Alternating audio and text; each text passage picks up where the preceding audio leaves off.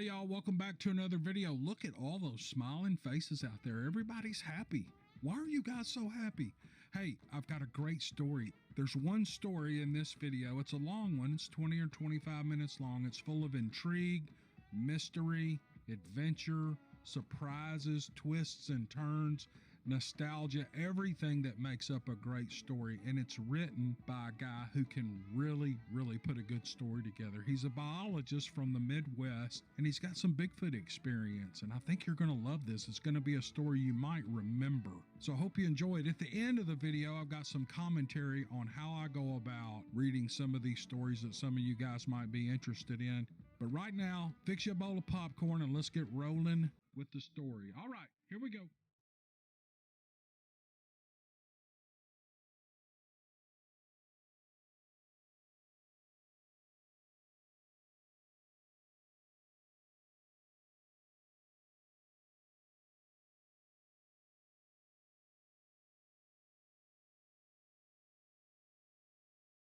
I grew up at a time when there were lots of wild spaces, unused areas that maybe 4 or 5 adults would venture into over the course of a year. Possibly local government folks or state or federal environmental professionals, maybe a rancher or farmer or fisherman or a hunter, but by and large these areas saw few humans. If you are from that era, you know exactly what I mean. In many ways, at least for kids and teens, it was a simpler time, even though there were wars going on. The civil rights movement was beginning to grow full steam. There were riots and the sort of mayhem that we still see on TV and phones today. But being country kids without social media permeating every aspect of our lives, we were essentially free from much of society's troubles and free just to be kids. This place is in the far Midwest. Some would call it the near West. I grew up here in a small town and had many friends whose parents owned farms or ranches. This was a time when even as 8 to 12-year-olds, we would ride our bikes miles and miles from home to places that were interesting in our young minds, and we had no fear of anything bad happening to us. In fact, most of our parents would think we were sick or ill if we were hanging out inside the house for more than an hour or two during the day during those days, even when the weather was bad. We were always out and about, and we would explore, build forts, play hide and seek, as well as fish and eventually hunt together in these locations. One place in particular that was a favorite because it backed up against my friends Terry and Dale's ranch was on Blueberry Lane. Blueberry Lane was about 3.5 miles long and teed off the local county highway. Blueberry Lane crossed Silver Creek at about the 2-mile mark, and it extended for another mile before dead-ending in a mix of pine and post oak and open grassland, and that eventually led into another large ranch and state and federal land that was all forested. Near the county highway and the first mile of Blueberry Lane, my friends' folks would pasture cattle and had a few alfalfa fields on their ranch. But for the most part, it was open grassland and large pines and oaks. Along Silver Creek was a gallery forest of trembling aspen, some large old gnarled pines, some box elder, volunteered mulberry trees, elderberry bushes, wild roses, occasionally wild crab apples, and thorn apples. The brush was thick unless they would run cattle in there from time to time, and it would get knocked down. Again, this was a place when there were still lots of open spaces, lonely, unused areas that for kids our age was absolutely paradise. Where Blueberry Lane crossed Silver Creek, there was an old cement bridge with no side railing. We called it Hodges Bridge, and that spanned the 40-foot creek. I don't know why it was called Hodges Bridge. It was just part of the local lore, I guess. That's what we called it, and all the kids knew exactly what we were talking about when we spoke of it. I think it was built during the CCC days, for those in your audience who actually know what that was.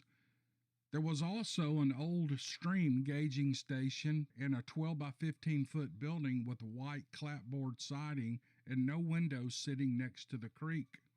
It was on a poured concrete subwall that was exposed on the creek side. There was also an old outhouse with a 4-pane French window on the creek side. We always thought it was funny. It was a loo with a view. The county or some agency would come out and mow around the small lawn there once or twice a year to keep the brush down, but like I said, almost no adults would ever be seen there. The old outhouse was always a haven for yellow jackets and snakes, so we gave that a wide berth. I don't ever remember using it.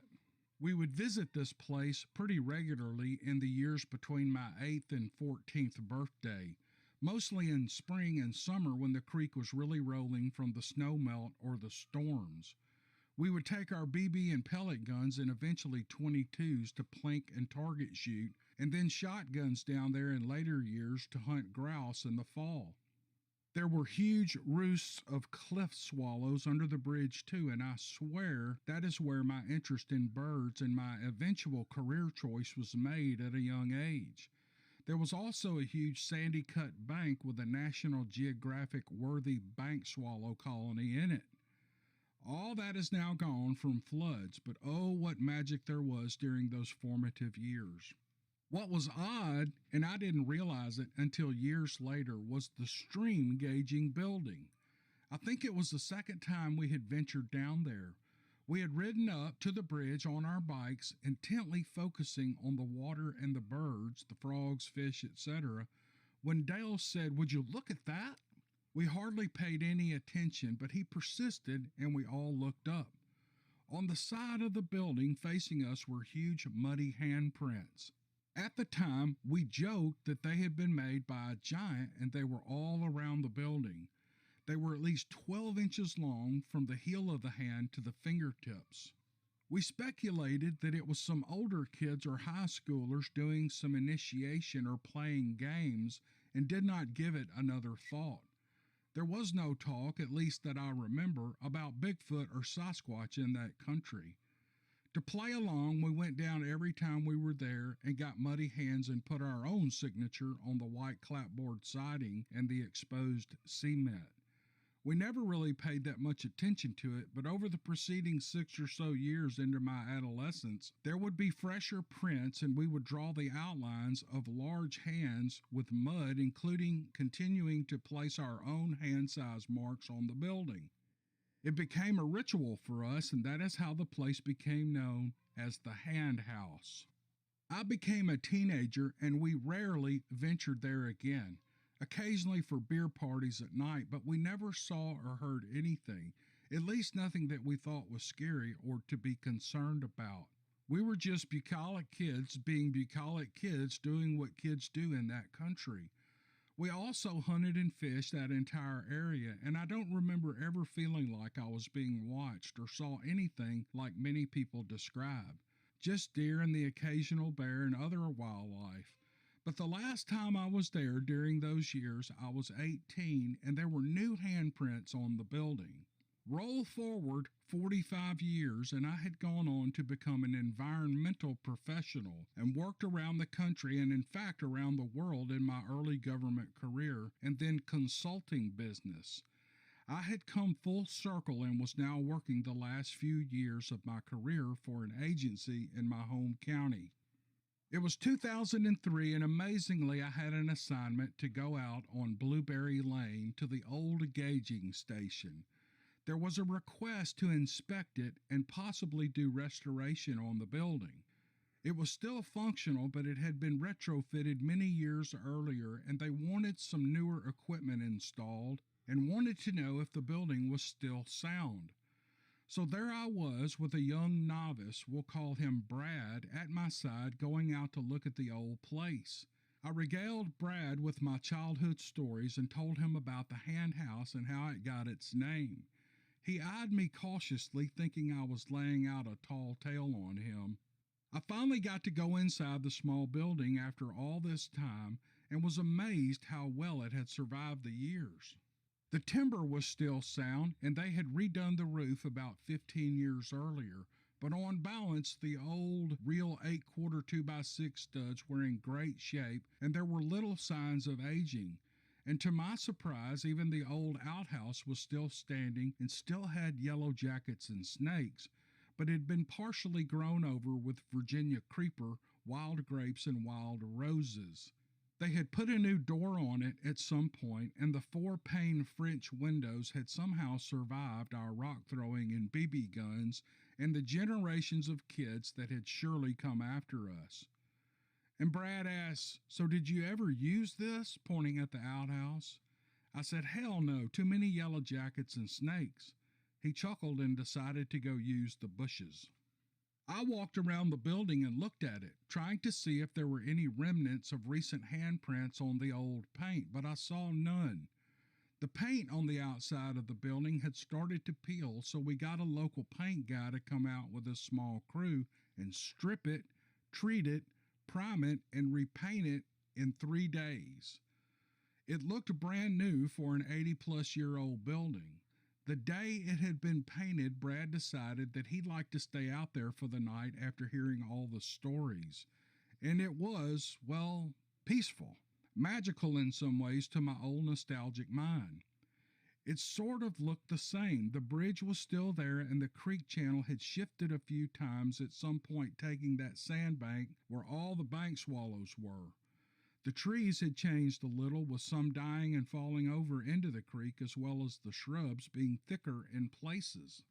There were a few more houses and people out that way now, but my friend Dale had since taken over the ranch, and his brother Terry had gone on to work in the movie industry. Their ranch was still the same. The area had been changed some, but was still a lot like it was when we were kids. There was more trash, sadly. We never left stuff out there even as young kids.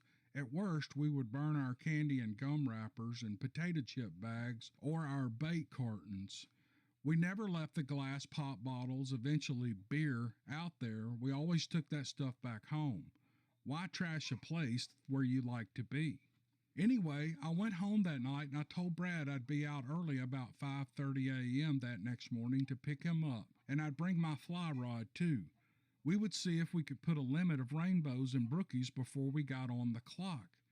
He had brought a sleeping bag and some extra sandwiches and water for his evening meal, and I told him some good places to go to try fishing, as he'd also brought his fly rod after seeing some good-sized trout the previous 2 days. And then I left, and I wished him a good evening. I rolled out of bed at 4:30 a.m. the next morning. It was a half-hour drive to Blueberry Lane. I turned down the lane in the early dim light and had my window down, listening to the birds sing their morning sonnets. I got about a half-mile down the road, and even in the dim light, I could see a figure running down the road towards me. As I got closer, it was Brad. He was in his cross trainers and shorts and no shirt. He was wild-eyed and stuttering. He kept yelling, "Get me out of here! Get me out of here! They came back, man! They came back!" I poured him some coffee from my thermos and turned on the heater in the truck. He was a complete mess. I said, "Calm down, kid. What are you talking about? Who came back? Were there people down there bucking you last night?" I started to get mad. It seemed like a symptom of our society today. People, Brad said. "Yeah, if you want to call them people, I'd call them effing monsters, man. They were huge, hairy effing monsters. Bigfoot, Sasquatch, whatever, man. They were huge and pissed." I could not understand what the kid was talking about. This had to be a prank. I said, "Are you okay with driving back down there? I want to see what happened. I've got my 45 right here under the seat if we have any trouble." And he instantly fired back, "Is it loaded?" I looked at him and said, "Yes, what good is a gun if it isn't loaded?" And he said, "Okay, but I don't want to hang there, man. And if you don't mind, I'm staying in the truck." I said, "Okay," wondering what this kid had been smoking. I then proceeded to slowly drive, almost creak, down to the hand house and let him unload whatever was eating him. Over the next 5 minutes, Brad relayed what had happened. He said he heard noises and then grunting and growling outside the building at about 2:30 a.m. He just thought it was a bear or maybe even some cows. He had slept with the door closed to keep out the bugs, and then at about 3:30 a.m. it all started. Rustling, heavy breathing, and chatter, and then hard slaps on the outside of the building. This continued periodically for an hour or more until he couldn't take it any longer. He decided to go out and confront whoever this was. He said he started yelling at the people from inside the building and then ran outside with his flashlight. He said that he heard crashing in the brush and woods and then saw an immense figure about 20 yards away walking across the bridge in the dim moonlight. He yelled again, and it growled or yelled back at him, and then it threw a stone in his direction. He heard another one closer, and in his panicked state, he said it seemed as if he would get cut off from the hen house. He had one option, the outhouse. He fled into the outhouse and slammed the door. He said within seconds he heard them outside, and they started banging on the outhouse and shaking it, growling and chattering. He said that he was in there for maybe 10 minutes and then made the mistake of looking up at the French paned window.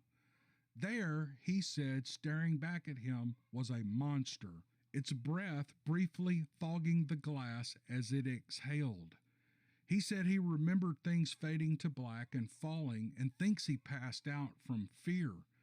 In his total panic, he did not realize the shaking had disrupted the yellow jackets, and they had begun to attack him and woke him up by stinging him.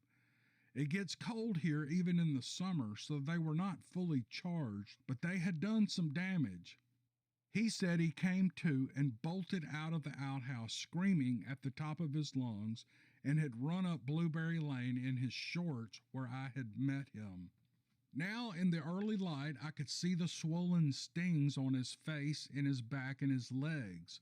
Probably 30 or more angry, red, growing welts. He was a mess. As I pulled up to the hen house, I rolled down my window to listen. I heard nothing. Brad said, "Please close the windows, man. Just grab my stuff and let's get out of here. I don't want to be here, man. You got that?" And then uttered a lengthy string of colorful metaphors. I rolled up the window and got out with my pistol, and then I walked 2 steps and I stopped. My mouth dropped.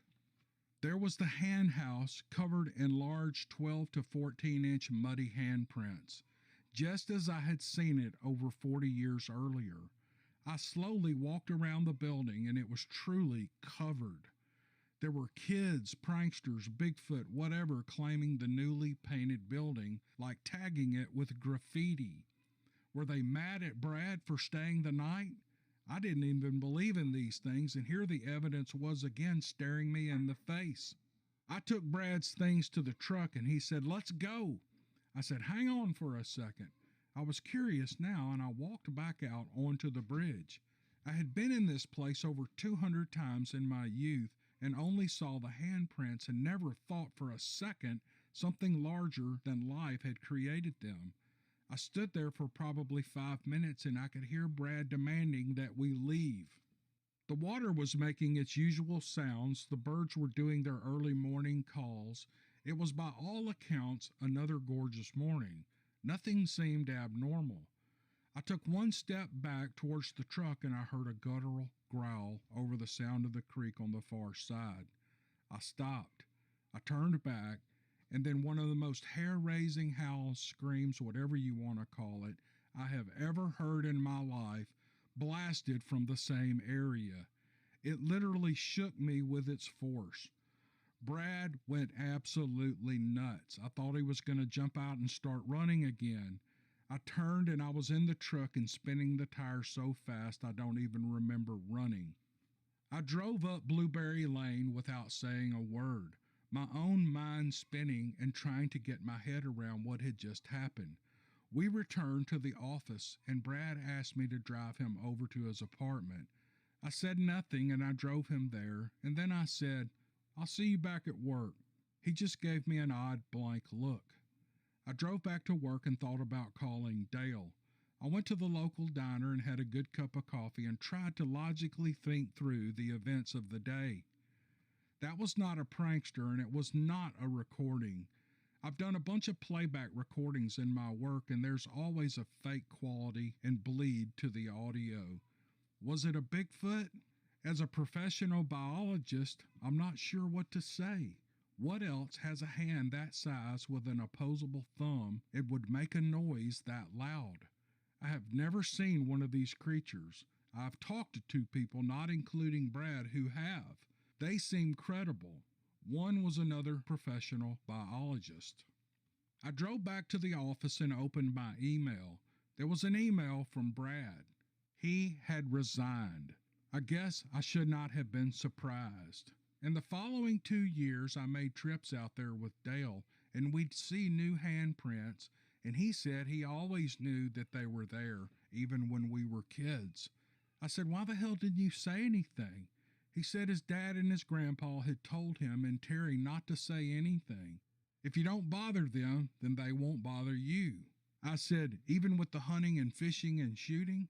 He said he figured that they understood that we weren't trying to hurt them and they just watched us from a distance and they kind of liked kids, I guess. Maybe they thought we were funny or interesting, and every now and then they would leave their mark on the hen house. We never saw any tracks, and I always thought that was as odd as the handprints. We saw the handprints, but not the other. Maybe they always used the bridge. I am long since retired now and still have a hard time wrapping the professional side of me around this event. Since this all came together, I've actually wanted to lay eyes on one of these creatures, and maybe someday, before I'm too old, they will give me that opportunity. And just for your information, the hand house is still there. Dave, I don't really know what to say, man. What can I add to this story? What a fantastic story. Thank you so much I know this thing took some time to write, to gather all your memories and put them down in words and convey it in a way that we would all enjoy it so much. And I wanted to tell you how much I appreciate it, Dave. Thank you for sending this in. Now, if you'll hang on just a second, I'm going to get into some commentary on how I view some of these stories. So let's get into that. Okay, here's what I wanted to say about some of these stories that might not be true. First, I don't have any way to know what stories are true and which ones aren't. People call, quote, BS on these stories. It's a lot less than it used to be, but some people still do. And sometimes it's conveyed in a really mean and nasty way. And when that happens, I'm going to jump back. I'm going to make a reply under that comment. I'm going to try to run those people off because I don't really care for that. This channel is a happy place to be. It's a fun place to be. And if some of these stories are made up and you can sniff it out when I can't, good for you. But I don't know what the deal is about you having to let everybody know that you know it's a fake story. The last video I put out, it's called Bigfoot Tracks a Recon Unit or something like that. But the first story in the set was about a guy in the Pacific Northwest who was hunting Roosevelt elk. Now, here's the deal. I don't know anything about elk. I live in Mississippi. There's no elk here. There's some elks in the east. I think they've been transplanted over here. I actually think they are an indigenous species to this area, but they were killed out long ago. And they're brought back into places like Kentucky. I got a buddy of mine up in Kentucky who killed a big trophy bull elk 2 or 3 years ago. So you can get a permit and hunt them in the east, and they're here. Even though they might be here, I don't know anything about them. I don't know anything about them. Anyway, the guy was talking about a 2,500-pound elk. Sounded reasonable to me. That is a lot of weight, but it just never struck me as being odd. I guess it should have. But there were other indicators in his story that let me know that he was probably not an elk hunter. He was calling the elk bucks and does. And as little as I know about elk, the species, I know they're called bulls and cows. And I actually changed that for him in his story. I guess my radar should have gone up and I should have chunked that story. But the point here is not necessarily for me to try to determine what stories are real and what stories are not. That's up to you. And if you feel compelled to call BS, go ahead. If you're ugly about it, I'm just going to ban you from commenting on the channel because I don't want people being afraid to send these stories in. But with a channel like this, it's just kind of gonna go with it. Bigfoot, if Bigfoot were an animal as widely and well studied as, for instance, the grizzly, we know so much about those animals, and those stories would be very easy to determine if they're real or not. But that's the problem with a cryptid, because they're a mythical creature, and anything goes. People can make up anything they want. Most of the comments I got on that one story were funny, and I was joking around with some of the commenters because it is funny. I can laugh at myself when one gets by me, and that's okay. It's just funny. This is a fun place to be. You guys can poke fun at me as long as it's lighthearted and not ugly and mean and nasty. Man, I love that, and I want you to do that, and I love your sense of humor. They're just great. It's like we're all sitting around a campfire chugging beers, and somebody says, "Oh man, you're full of shit." And, no, I'm not. And it just goes back and forth, and everybody has a good time. So that's the attitude I have towards these things, and I wanted to let you guys know that. So no big deal. A story's going to slip by me every once in a while, and I'm sure some already have. I don't know, but I'm not going to judge them. Heck, they're good stories anyway. And I appreciate you guys hanging with me and not taking all of this stuff so dadgum serious. Oh my gosh. Let's just have some fun on this channel and listen to some good stories. How about it? I'm so glad you guys listened to the video, and I guess we'll see you on the next one. I really appreciate you. Thank you.